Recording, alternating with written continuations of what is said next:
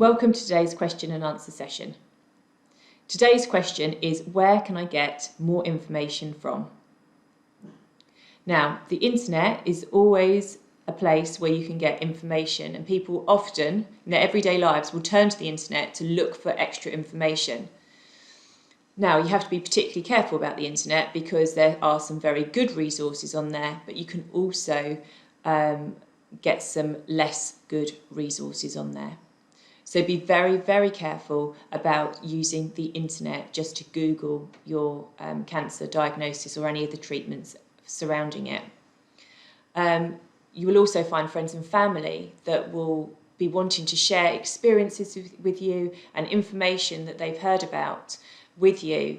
Again, this can be really useful, but the problem lies that sometimes you may have a different cancer or a different diagnosis or a different type of treatment, or you may be at a different stage to the experience that they'd had or their friend had had that they're telling you about.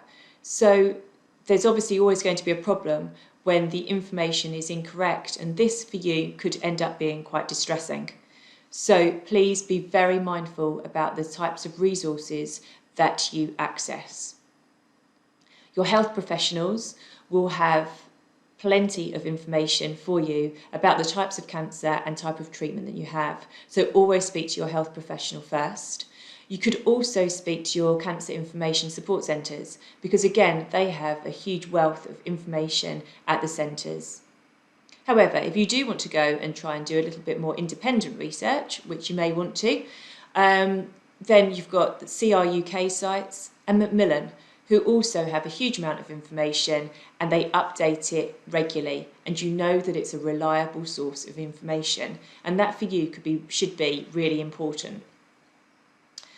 The other institute that you can look at is the National Institute of Health, and that's a US site, and again it offers reliable information. So try out some of these, see what you find and see if that gives you the information that you need. But we're really looking at health professionals, support centres, Macmillan, CR UK and the National Institute of Health in the US if you wanted a little bit more information. So they're all good sources. And obviously you've got Care to Thrive, which is another good source of information too. I hope you found this useful and I look forward to seeing you next week.